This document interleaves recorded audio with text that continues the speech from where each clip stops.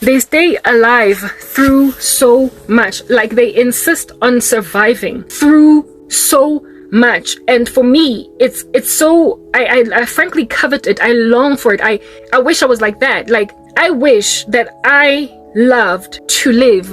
Like, what I'm trying to explain is that I have seen stories of burn victims who, after a horrific car accident, became a quadruple amputee and also lost their faces. Everything just gone. Only enough orifices open for them to be able to breathe and eat. But practically blinded in one eye from a car accident. And when you look at this woman's photo before she got burned in a car wreck, she was so gorgeous. And now she is in a wheelchair and has no feet, no legs, and has no hands, right? And she is out here holding on. I marvel at such witnesses because it makes me see that people love life in a way that I don't. I so don't want to be in this body that I would give up. I would hate.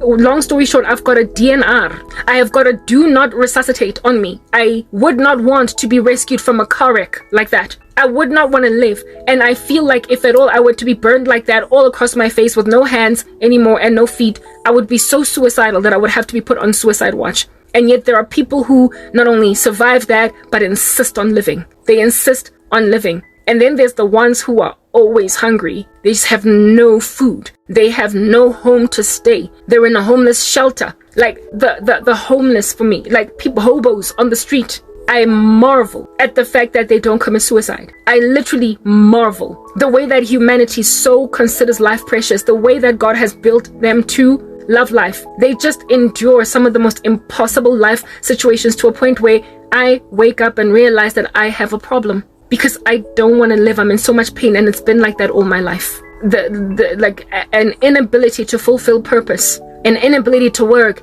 and be fruitful in society makes me want to die. I wanted to die when I was 11. I wanted to die when I was 12. I then wanted to die again when I was 20. And now, for a whole decade, since losing everything, I've wanted to go home. I have asked the Lord to give me cancer. I have asked the Lord to give me a brain aneurysm, a heart attack. I have asked the Lord to put me in a car accident, anything, or make sure that I don't wake up in the morning. I have sought the Lord's face because I am in so much pain all the time that I can't deal. There are people who have such harsh conditions in their lives and are in pain like me all the time, and yet it's literally like a faraway option for them to kill themselves. It's just such a distant thing. It doesn't even occur to them. It doesn't even occur to them that maybe they should end their own lives. My dad was like that. My dad was no saint. Maybe he was at the end of his life, I don't know, but what I'm trying to get at is that he wasn't a good man. He was a deadbeat dad and an alcoholic. He was ridiculous. He was a lawyer, and then he lost everything. He squandered it because of his alcoholism, and so he ended up living in like some excruciating poverty. His stats plummeted. He plunged like in the worst way because of his adoration of alcohol. And yet that man, he was not interested in dying. He passed away from prostate cancer. And after being diagnosed, he was so sad. And for me, it's like, dude, first of all, you claim to be a Christian. Just get real tight with Christ. Make sure that you're cool. But soon you're going home. No more poverty. Yeah, you put yourself in this position. You didn't have to end up so poor and so unloved and so much of a burden to everybody. You did that to yourself. But now you no longer have to live on scraps. Rely on family to give you $200 every so often. Take a government stipend of 1,800 rands a month because you're a pensioner and you were a lawyer. You could have been a judge in this country. So to lose all that clout, yeah. And yet when he had prostate cancer, the man was still trying to live towards the very end of his life. When the doctors made it ever clear to him that he was terminal. No, before he was told that he was terminal, he was still trying to take whatever he can. He went to all of these meetings at the hospital to clear his body or whatever, chemo angazi, what my dad went through. But he was unhappy to die. And he was, never mind with being poor and everything, he was also old. My dad was quite old when he died. It happened just a few years ago. So basically at almost 80 years old. And yet he wanted to live. He wanted to live. Oh yeah, guys, and I didn't understand it. I didn't understand it because it's like, you don't have to commit suicide. You are just gonna go out into eternity, ushered in without having to self-harm because your life sucks. You don't have a proper home to live in. there's no recovering yourself to any kind of semblance of family anymore. You have nothing. I couldn't understand it, and I still don't understand it to this day. There are people who, like my dad, they just live through trash. So because I see that I am rare, because I realize that most people don't think like me, because I see people living in shacks, having to spill water out using buckets, and yet they still push another day. Yeah, okay, so I've communicated to you the whole situation with my dad, right? Had to let the cat out. I hate being distracted. What fish paste. Anyway, yeah. So a lot of people stay alive through a whole chunk of stuff, and it makes me realize that what is this? I have a problem. I have a problem with life appreciation. I have a problem with life sustenance, the desire to be maintained in it. And when I came to Christ, because of understanding that I'm now safe and can go home, I also listen to this, don't understand why Christians just insist on staying here. Okay, how can I explain it? Like when Christians get diagnosed with cancer, or when Christians are faced with just some kind of life-threatening event, why they get so sad. I don't understand it. It's problematic. It's problematic for me to think that way, I know, but I have no understanding, limited understanding as to why any Christian would want to be here any minute longer beyond the date of redemption. I don't understand, unless they're super cool on earth, like super happy. So basically what I'm trying to explain is that I don't understand how persecuted Christians stay alive, except I've stayed alive, okay? Yeah, all different kinds of hardships that can come at you. I don't understand how homeless people stay alive. I don't understand why they don't want to die. I don't get it. And I know that it's problematic for me to not get it. People value life in a way that I don't. And this here has been a problem in me since I was a child. It is a problem. It's been in me since I was a kid, and negligent parenting I attribute to why go le jwalo. When a child is not loved, they don't see the point of holding on to life. This world is about love and about relationships and about being able to foster them. And when you can't, what is the point? But like I said, Christians in the Bible have survived ridiculous things, loneliness, isolations, and whatnot. There are other Christians also across the world that are in presently, as we speak, worse even conditions than I am in. And it literally never would ever cross their minds to commit suicide. It would never ever cross their minds. So the level of love or desire for suicide that I have in my bones, I recognize as problematic, but perhaps maybe it started because I tried to do it at 11, and it's just been following me ever since. And Satan knows that is my weakness. He knows that is my weakness. He knows. And it is a weakness that belongs to many other people in the world. That's why a lot of people who, many attempted suicides ultimately succeed, right? There's no snatching these people from the precipice but for the miracle of God. Like, the Lord has to be the one to intervene. He has to be the one to stay a person from killing themselves. But one thing that I can confirm about myself is that I'm not a general depressed person. I'm not generally just, I want to die, let me not be here anymore, and everything is very ominous. It tends to be tied to a lack of purpose, an inability to reach anything, to do anything with myself, to move myself in any fashion, and also no support, no love, just a deadness of company and support around. That tends to inspire those conditions. So when I get out of that mold, I tend to want to live like everybody else. If I'm happy, if I fall in love, I would never be a mom that goes and kills herself on her children just because one day I feel like I got depressed. I would have to be facing things like homelessness. I would have to have such severe conditions of inability to take care of myself that I feel as if though I'm going to take myself out. So Satan, knowing what it is that triggers this problematic way of thinking in me, in that I don't understand why anybody at all with a life-threatening illness would want medication, that has made the devil try to take me out by suicide, because I guess nothing else appears to be giving in this regard. It is my main issue. It is my main temptation. And he has created the perfect conditions around my life that can bring that about. But so too is God aware that this is the kind of stuff that would make me go out like that. And all throughout my life, he has protected me from going out like that. Jacob, I have loved. Esau, I have hated. Other people who are like me end up in hell. They die. They kill themselves because they can't anymore. They can't push. And yet he prevented me from killing myself over an HIV potential positive test result. He stayed me from killing myself over unemployment, having no job, over my mom's negligence, over Yeah, so many things. And I didn't do it because there was always something that God brought forth a good 5 seconds before I killed myself. It was always an opportune, very quick, speedy recover, like in a moment of rescue. Whenever I had been so close to the edge that I wanted to go out, I was always given relief from the thing that made me feel like no doors will ever open. Nothing will ever come. Yeah, God has rescued me. Either a voice in my head telling me suicides go to hell prior to me coming to Christ, or like with the story that I'm telling right now, I am Jacob, I have seen it. I am Peter, I have seen it. I am the disciple that recovers even though I nearly fell apart. It was inevitable. I have seen it.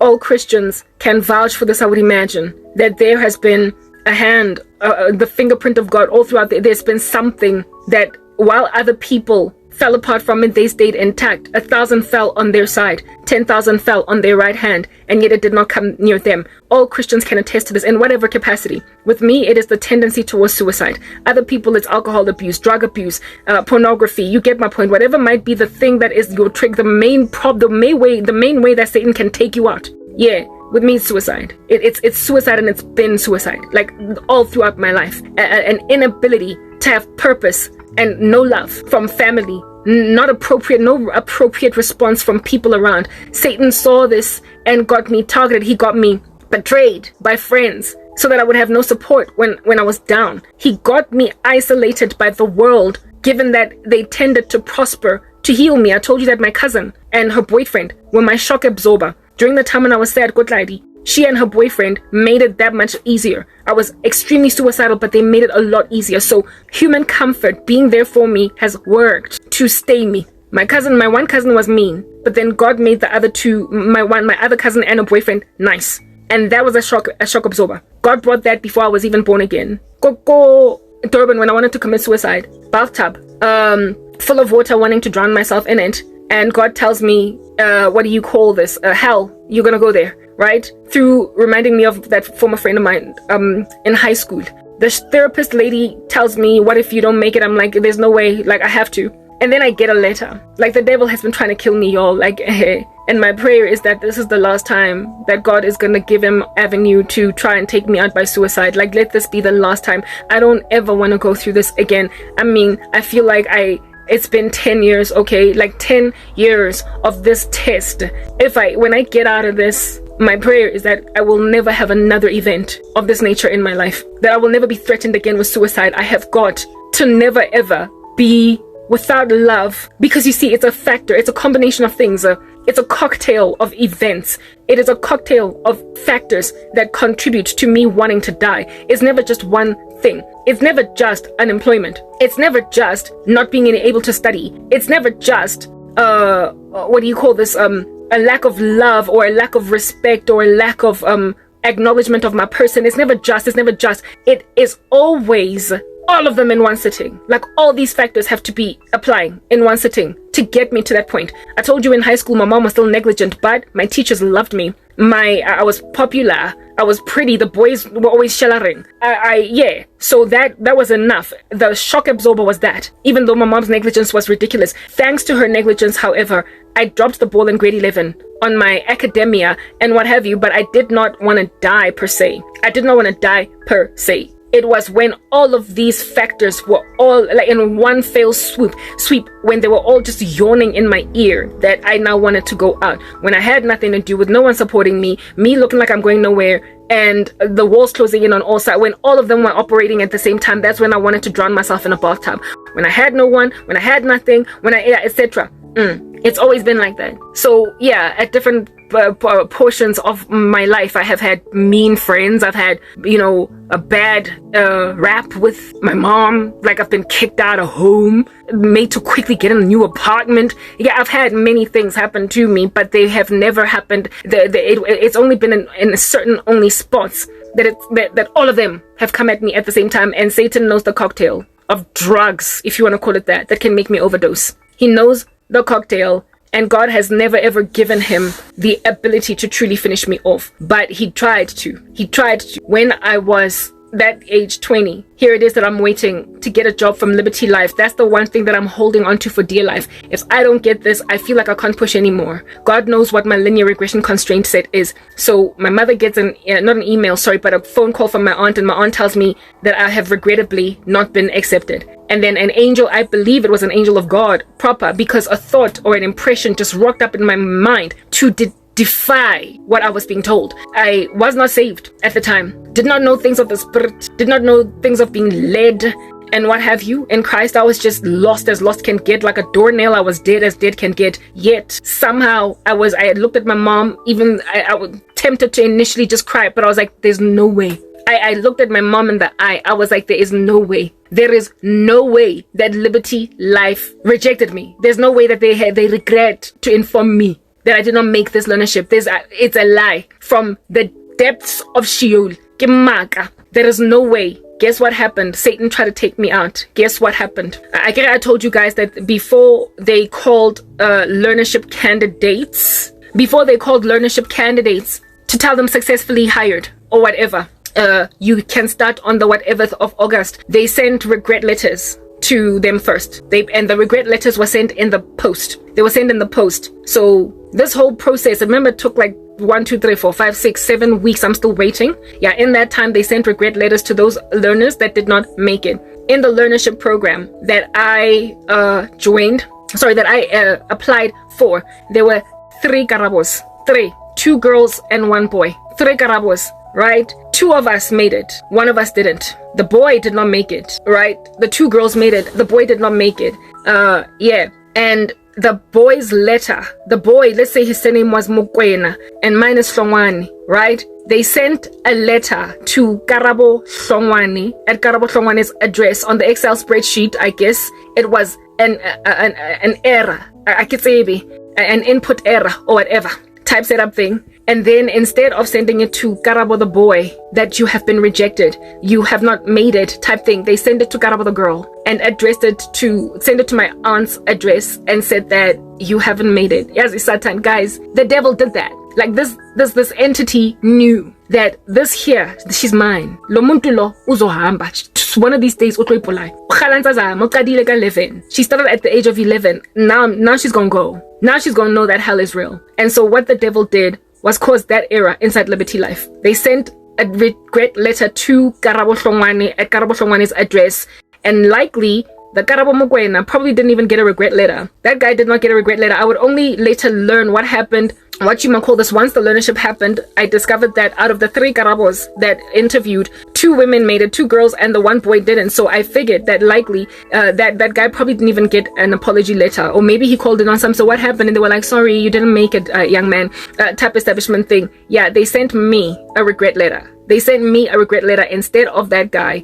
Understand that inevitably I was gonna get a call saying, you're starting, come in, clock in on this particular date. So they would have sent me both a regret letter and a congratulations, you've been accepted. But I would have been dead by then. I would have been dead. They mistakenly sent me a regret letter. There is no way that they would have brought on board the wrong candidate. On the day of registration, they would have asked, where's Karabo? Because the thing is, we were assigned to certain managers who interviewed us in the panel, and they would remember us. So they would probably be like, where's Karabo? Karabo did not come in. Did she reject the offer? We didn't send it to her. What? No, but she made it. So I was going to eventually be told, man, that it's a mistake. We want her. She was part, like, my class was the team, the class, or the batch of learners that were to belong to my particular segment or class, nearly 15, and it was the smallest number because they were experimenting with consultancy and they were grabbing the brightest kids.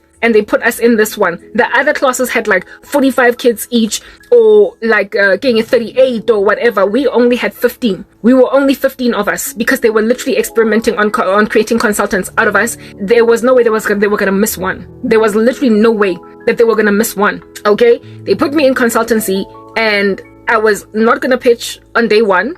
They were gonna wonder, but why? And then the administrator lady would have been like, she just didn't embrace the call or whatever, and it would have been noticeable. But something told me that this is a lie. I told my mom to her face, I was like, nah, there's no way There is no way. Me, I remember the interview. I remember how things went. I remember how well things went. I remember how much those men and women were so happy with me. And plus, yo, I know myself. Like, let's just say that. And I can speak for myself. I can speak for myself. There is no way I did not make that final hurdle. Like, there is absolutely no way. And my mom was like, Karabo, it is what it is, just deal. I'm like, please just try and find out on my behalf. Like, just try and, can I call them? Can please borrow me money to go and call them so I can confirm this is the thing. And my mom was like, it's okay, I'll call. Because my mom used to work at Liberty Life. And not only that, my uncle at that stage worked at Liberty Life. So it was like a family business, that company. My uncle at that stage was working for Liberty. My mom used to work there. And it was funny. My uncle didn't even try to hook me up with a job, even though Nasabetsako Liberty. I found that job by myself in the workplace. You know, these family members. Anyway, whatever. My uncle used to work for Liberty. So my mom used to work for Liberty and knew some people there, right? So she called my uncle, who then called, asked around inside on some leadership program in I have a niece by the name of Karabo Hlongwane. O regret letter. O confirm, or that's the thing, because wrong.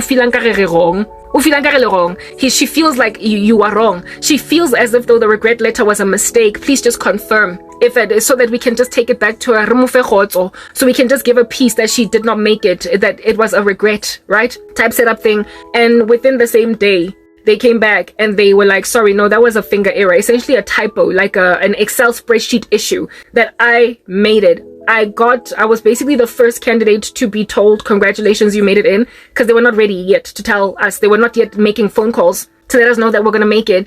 The other candidates would be called literally maybe like something like 2 weeks to 3 weeks from that date. That's when they were going to call them. But I got my understanding that I was successfully hired early because I got a regret letter, and I cried about it. And inside the company, family members who work there asked, is this true? So this kid can just rest easy, because she feels like all devastated. And indeed, it was confirmed that that what it is, that were my suspicions were untrue.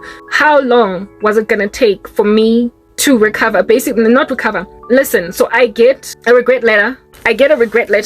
Okay, I contest it.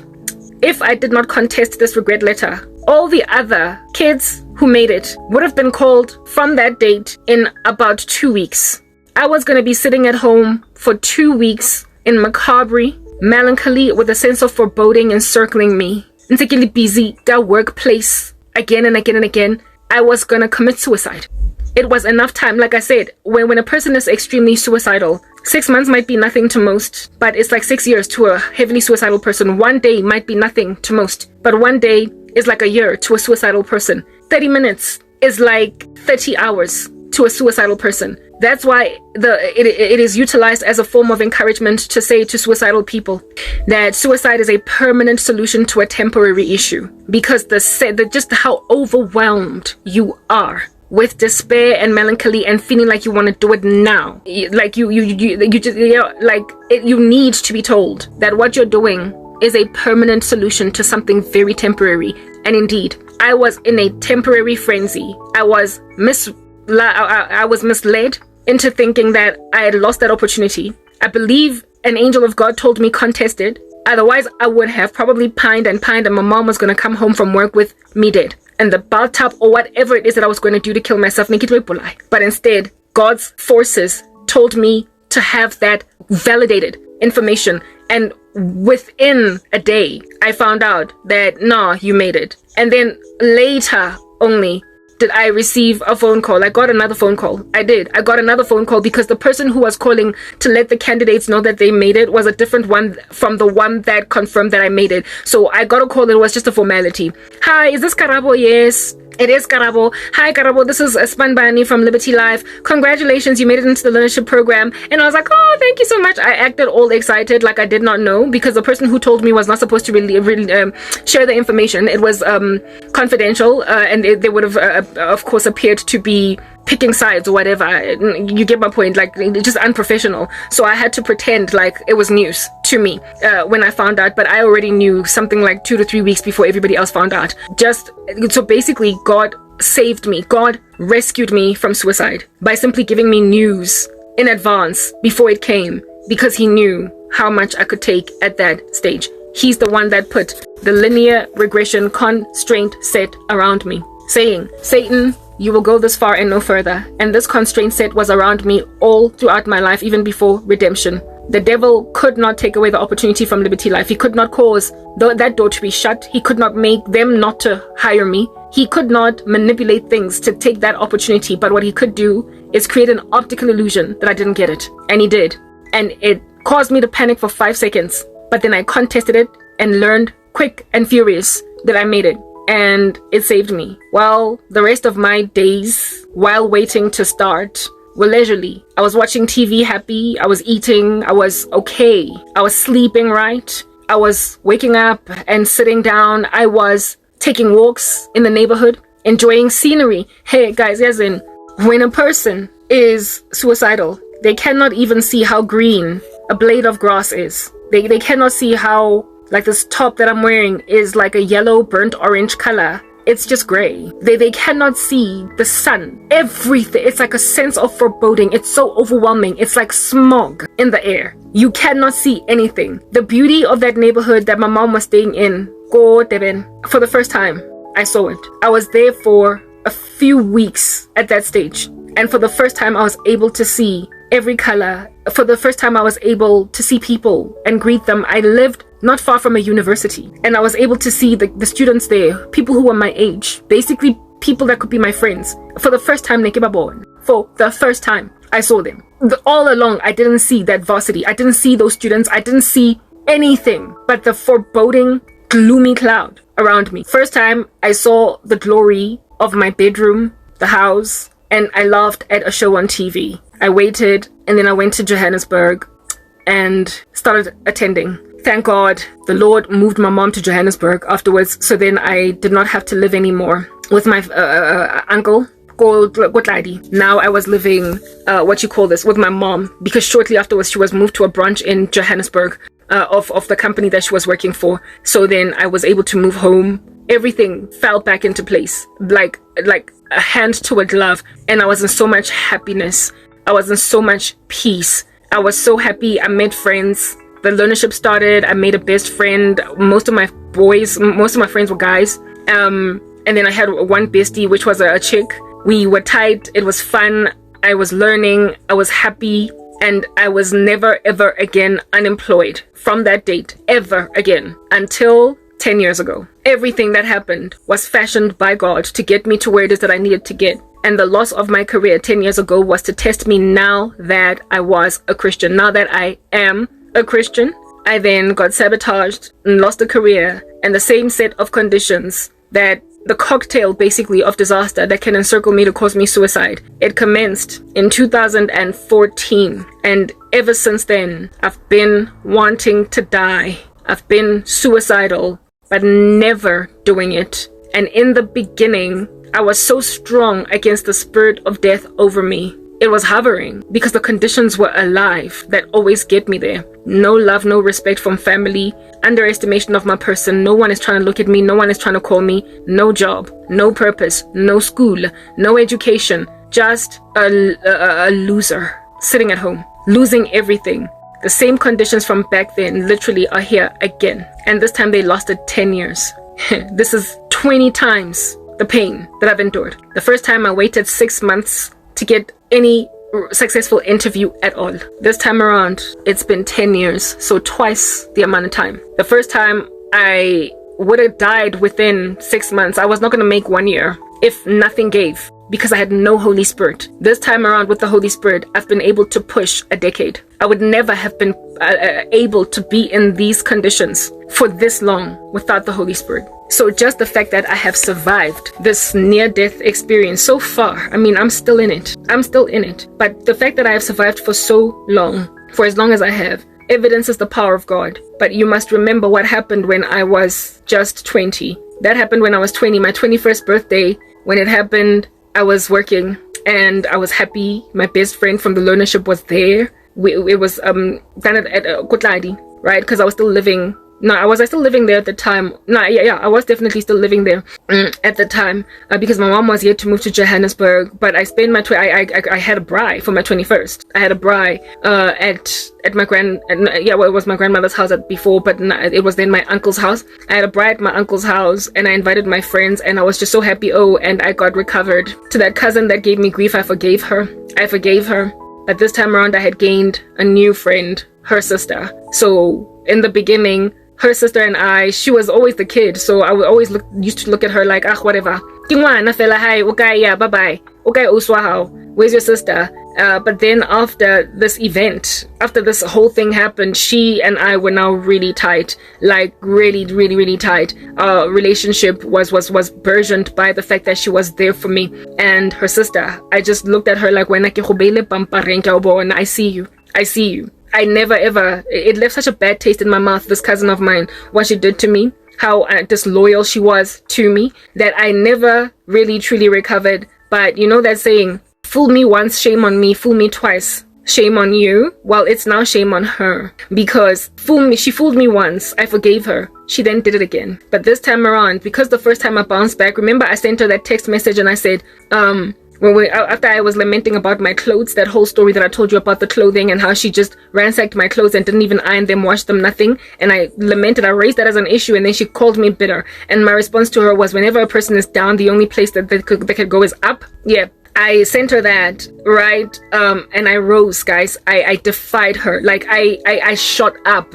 I caught up and I defied her. I excelled beyond her. And it put a whole bunch of pie on her face because of what happened before. The fact that I told her the only place that a person can go when they're down is up. She taught herself witchcraft later on. And this time around, she was like, you will never rise again. You will never rise again, because this time, I'm going to use spiritual means to make sure that you're going to try and get an interview at Liberty Life and not get one again. This time around, I'm going to make sure that you're going to try to rise and get job interviews and continue to grow. This time you're going to think you're going to use your intelligence. This time you're going to think that you're going to speak your way, because you know how you like to say, Karabo, that you can speak for yourself. Yeah, you're going to think that you can speak, but nothing you say is going to do anything. This cousin bewitched everything of me, of my job, my education, my everything. Like, if she could bewitch it, she bewitched it, and she keeps bewitching it.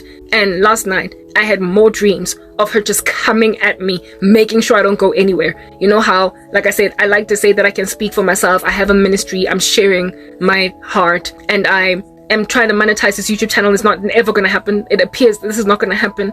This situation is not going to suffice. It's not going to give. Do you understand? Yeah. She was among the most prolific saboteurs of my YouTube channel with witchcraft, making sure that nobody watches me. I go nowhere. Why? Because she remembers that I told her during the lowest moment of my life that you're mocking me now, calling me bitter, but the only place that I can go when I'm down is up. This time she has told herself, I have spiritual weapons this time now, Karabo. I have spiritual weapons now. So nothing you do, no interview is gonna give, because me, I can bewitch. Except same way that she found a spiritual way to survive me, I found a spiritual way to survive her. It's just that mine is long suffering. Mine is patient. Mine is like a fireplace that warms a house instead of a fire that burns it down.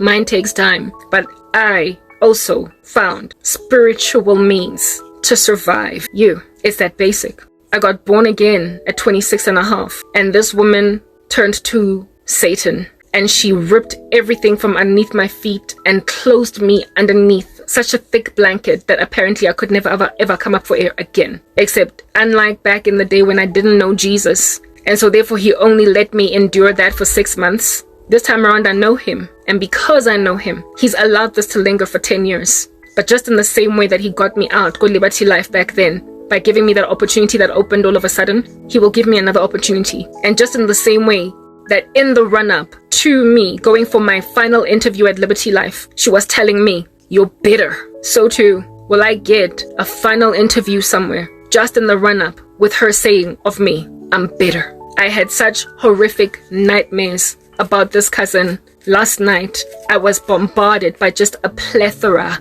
of spells cast in my direction from that cousin. And this cousin of mine, just like back in the day, my mom has helped anyone that is my enemy get at me throughout my life. It's unfortunate. That's the thing about a mom that doesn't know what she has in a kid. Like, your daughter is uyapasa esikolweni. Your daughter is loved by teachers. Your daughter is popular in school. Your own friends think she's beautiful. Your daughter has ABC, but you don't care. Eventually, God hands a mother over like that to her reprobate mind. If at all teachers in school kept on saying your daughter is a marvel, I really love Karabo. She's one of my favorite students. If your daughter's teachers keep saying that to you in high school, and you still don't see what you got, mama, like, proper God is then. Once your daughter soars and does really well in corporate South Africa, keep on getting promoted by bosses over and over and over and over and over again. When your daughter gets to a point where she is successful because the world appreciates her, and despite all that, you still don't get to a point where you're like, hey, I have something amazing in a child. Let me stop being so negligent. God is going to let you then. When she loses a career, treat her the way that you treated her all throughout primary school, high school. Act like you ain't got jack, even though teachers kept on telling you have someone special here for a child. Nurture it. God is just going to leave you to abandon that which is your blessing. A child is a gift from God. Blessed is the man whose quiver is full of arrows that are children. And my mom, no idea what kind of an arrow I was in her quiver. No clue. No clue. And she has allowed my cousins to trample me underfoot. She has allowed men to want to ravage my body. She has just sat back, done nothing about a gifted daughter that so much evidence was awarded her. That was something special, Monoska is saying. You've got something beautiful here. She got given so much. Like I told you, my teachers were besotted with me, especially in high school. When I was in primary school, I was a little bit lazy, so I had this one teacher in standard 1, Mrs. Byrne. That would be grade 3. Who called my mom for a meeting because I didn't do homework. And she was like, I don't know what to do with your daughter, ma'am, because she is so gifted, but she is lazy. She is so gifted, but she is lazy. I was shocked. I was surprised that Mrs. Byrne said that about me because I thought she hated me. I thought she just didn't like me at all because she was always yelling at me, always being like, Karabo. She was always giving me grief. And so when she called my mom to school, I was expecting her to just have like basically a field day with my name.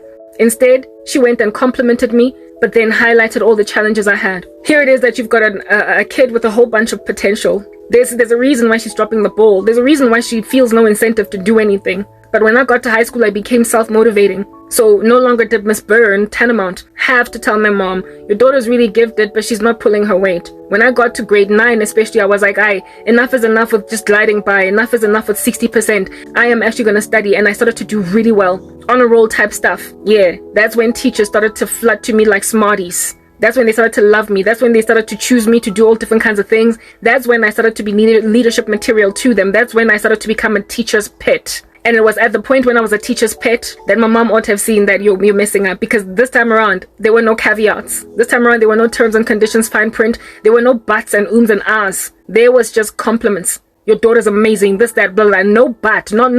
Karabo's gifted, but she's lazy. It was just Karabo's amazing. She got given all that. And then there was corporate South Africa where I grew like a rocket. I just skyrocketed. So I mean, really, people are seeing something in me. Women, what's going on? Even your own friends think I'm gorgeous. But you don't even think I'm pretty? Yeah. Reprobate mind. But that stuff happens. To gather dust. Fur, peach fuzz, mold. And then allow some incendiary, filthy, licentious, disgusting men to feel like, I'll rescue you because your mama don't love you. Yeah. Making her feel even more disgusted, because not only am I in Christ, but I've always had a thing about disgusting men. I've never liked them. As a young woman, I was never a slay queen. I was never the kind of chick to be out here rolling these streets with a butmadresa because he's got money. I don't care if he's got character. I've always dated lowly guys. I've always been that girl. I always chose love, respect, and mutual understanding over material. So my boyfriends were poor. Like I said, too serious. I don't know what it's like to be passenger me in a man's car. Because Grandshap, the last boyfriend that I had, I taught him how to drive. I got a car first. That's how I've always been. I've always respected love and mutual respect and actual camaraderie. Like, yeah, girth in relationships, to a point where I dated broke dudes. I did. I was prepared to, insofar as they were happy to give me utando. So seeing as I've never been a slave queen, I find men that are encircling my life thinking that they can offer me money in exchange for my future. Disgusting. I get so kaki by that girl. I've never been her, even before redemption. From back in the day, ever. But they are around me, those who love slave queens, and they think they can just get what they want out of me And it is the negligence of my mother that has caused them to think that I'm up for grabs. It is the witchcraft of my concerted cousins that has made them think she doesn't have anybody from her family that love her. So I'm gonna try and try and try and try and try with witchcraft until I finally get what I want, because a neglected woman is a wicked man's best price. They just think of us as up for grabs. All these women that have put me in a position to be apparently up for grabs by men have no clue that when your father and your mother forsake you, God will take up your cause. He is the father of the fatherless. He takes care of the widow and the orphan. He takes up the cause of the oppressed. And he heeds the cry of women in the wilderness that are being sought for being ravaged by men. The Lord sees married men in the street hollering at me that despite being told that I'm married, he's like, so am I. God sees that kind of circus around me, and he sees how I feel about it. And because he cares about my sentiment about such things, he's the one that's going to stay them from ever coming into my space. God is the one that's going to protect me from evil men. And God is, of course, going to be the one to protect me from the women who help them to rape other women. I am being harassed. Last night, I had a dream of this menace from America shooting some, like, he had a gun in his hands and he was wiping the fingerprints off it after having committed murder. That man has tried to kill me so many times. So many times. He thinks that he thinks I'm Juliet and he is Romeo. He thinks I am Cleopatra and he's Anthony. He thinks that we are star-crossed lovers. He's telling himself that before he will end his own life because he's miserable, I must first die. He is trying to kill me. He keeps doing death rituals over and over again. But of course, because it won't look like it's him, it'll look like I've just been neglected by family and like I killed myself. It would be like shooting a person dead and then wiping fingerprints from a gun. I had a dream of that little rodent wiping a gun of fingerprints after essentially doing what would be the tantamount of kill me. Yeah. I then dream about this heinous cousin doing so many rituals in one, like so many. Guys, how old do I look?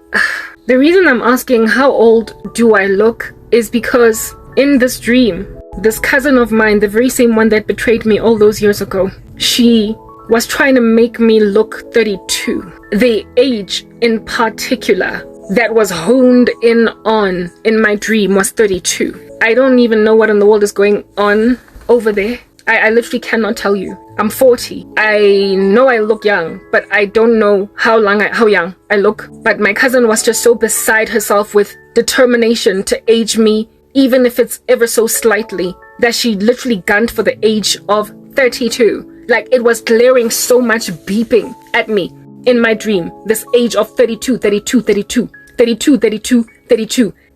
when I woke up this morning, I was like, that dream can't be about me because I'm 40. So what 32-year-old woman is being targeted here, I don't know. And the Lord was like, you are the person that they're trying to turn 32. I don't know how young I look, but perhaps maybe I look like I'm in my 20s. I don't know. But this woman was trying to turn me 32, like 32-ish, cat man. This woman has tried to give me cancer. I've gotten a dream where it is that I was calling her on the phone to break the news to her that I've got some kind of stage of cancer. Can't really tell you what kind of cancer, but I had cancer and I called her to let her know that I've been diagnosed with it. Remember, I told you guys that thanks to all of the sorrow of my soul that I'm enduring, that I have asked God himself to give me anything at all that can end me because I want to die. So here it is that I want to die, and yet God has rejected the petition by a witch for me to get the very cancer that I asked God for.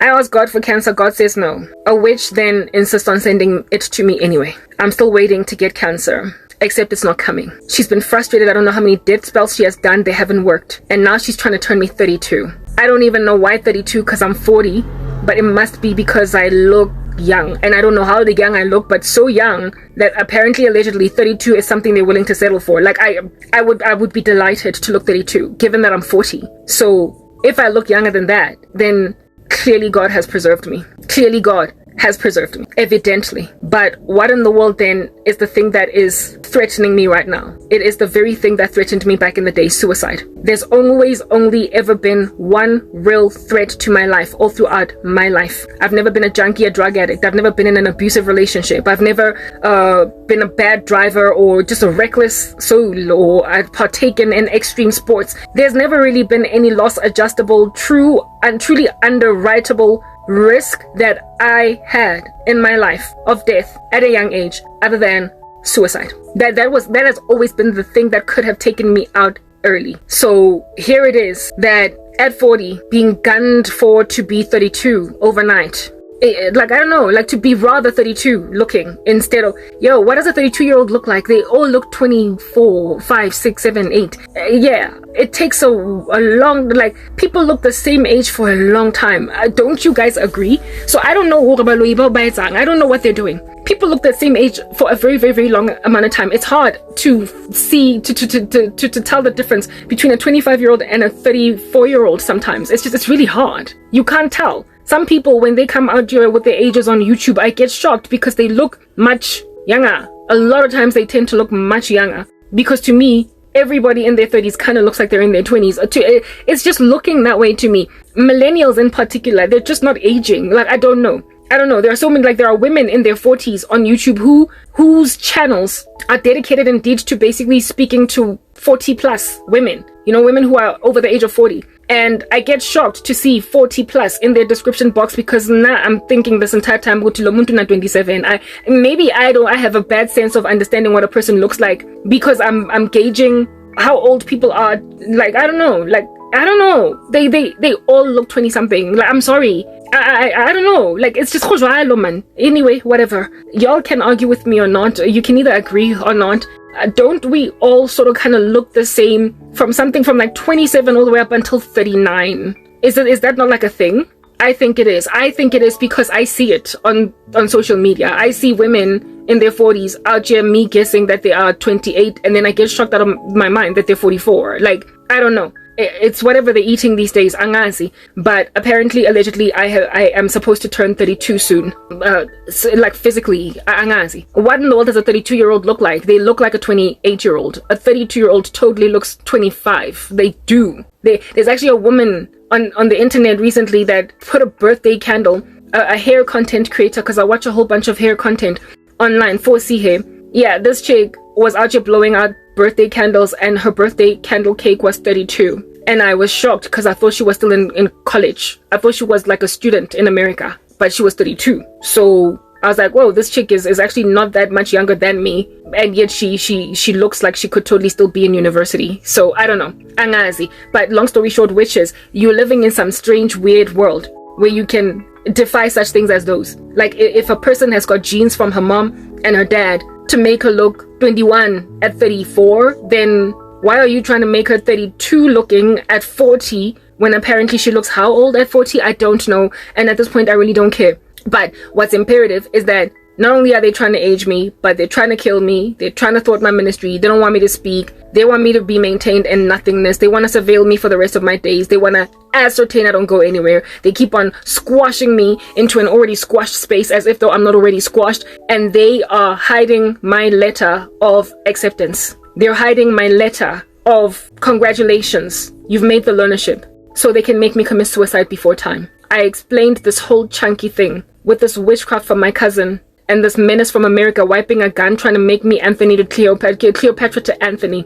I'm explaining it to get to this particular juncture. Not only did I dream about the guy from America and my cousin doing strange stuff and the age of 32 just being really prevalent, I also then dream about a whole chunk of women, including this cousin of mine, regretting proposing marriage to their now husbands, in the sense that they did not so much get down on their knees and propose marriage to them, but they made them marry them by korobela. You know how I'm always complaining that men and their korobela stop. If a woman doesn't want you, it's rape. Leave them alone. Korobela is rape. It's a force. It's just leave. People must choose you. Let them choose you with their faculties intact. Stop dizzying people into entering into marriage, because then you're going to wake up tomorrow and discover that you're not actually truly in love.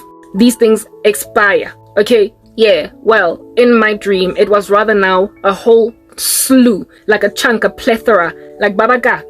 If I could use my other hand, I would use it, of women that regret doing that to men, who regret who regret proposing marriage to their boyfriends. It is a form of, they basically went to a sangoma and were like, my boyfriend has been dragging his feet, make him propose to me. And then next thing, the guy who has been indeed dragging his feet, dating her for 7 years, next thing, he's out here buying a ring on some will you marry me. The reason why these women are regretting it is because the way that these men are so unloving, and the way that they're so cold, and the way that they have so broken off, and the way that they no longer want to be in these establishments, it's just caused them to be such unhappy wives that they wish they had just not been greedy, not been selfish, broken up with a boyfriend that was just like twisting them in the wind and dragging them through the mud. What is the word that I am looking for? Stringing them along, and just waited for somebody that would immediately be happy to love them organically. They long for organic love because the manufactured kind is just too hard to keep up. You have to just keep on burning a candle or two, going back to a sangoma to reignite it, and when it expires, the husband acts aloof, he is weird, he's cold, he's abusive, he's straight. Basically, their witchcraft is twitching and it's glitching, and now they're looking at women like me, and they are thoroughly trying to bury us in the ground so we can never be an example of gladness and of happiness in marriages that they passed up. I am being killed for a slew of reasons, do you understand? A plethora. Among the reasons I am being killed is because men are selfish for me to go and marry the man that God has set apart for me. Bang patla kankane, having in and of themselves married other women, got a whole bunch of kids out here in these streets, and also they've the bad rap sheet trying to cause me to be an adulteress, some of whom even are HIV positive. Okay, yeah, but on the other end, I'm also being selfishly hoarded by women who don't want to watch me be happy because I waited on Christ, because they lizard their husbands. They made their men marry them. They made their baby daddies marry them because they did not want to be a baby mama that's not married to the baby daddy. So instead of just realizing you made a mistake, you weren't supposed to fornicate, there's a baby, let's just take care of this baby, but then wait on God to bring you a husband, they just were like, who put a baby in my stomach? You are gonna marry me. Because I don't want to have to struggle to find love, given that I'm a baby mama out there and these guys are underestimating us as baby mamas. Yeah, because they didn't want to wait, and because they didn't want to trust God to bring a man that's going to love them with their daughter or their son, they decided that they're going to force their baby daddies to marry them. That is what we're dealing with here. And now they can't stomach testimonies like mine. So I die now. Last time when I was suicidal, it was unabated, it was unaided, it was unsupported by witchcraft. I was just suffering parental neglect. I was just suffering unemployment. I was just suffering whatever it is that a person can suffer back then. Nekesotwa felt like it that, yeah, but there was no witchcraft involved. This time, the combination of unemployment and neglect with witchcraft force attacks that are from here to 20,000 years from now is astronomical. It is just a concoction combination. It's worse than before. But like I said, they got spiritual weapons now, but so too do I have spiritual weapons. I also have spiritual shields. The weapons of our warfare are not carnal, but are mighty in God for the pulling down of strongholds. We demolish arguments and every lofty pretension that exalts itself above the Most High. And we hold into captivity every thought to the obedience of Jesus Christ. The very weaponry that has been discovered by these people later on in life, that is spiritual, that can cause you to manipulate the outcomes of a person's life. Yeah, I happen to find the cure for it too. I found the opposite of their kingdom. I found Jesus. They found witchcraft. I found Jesus. They found spells. They found a magic wand. I found a Bible. They found fellow saboteurs and members of a coven. I found the body of Christ. They found murky, green, red, orange, purple robes, and I found white robes. I found the sun. I found light. I found heaven. And they found the abyss. They found the darkness. They found hell. And now, as the gates of Hades, they are attempting to prevail against the church. 1 second.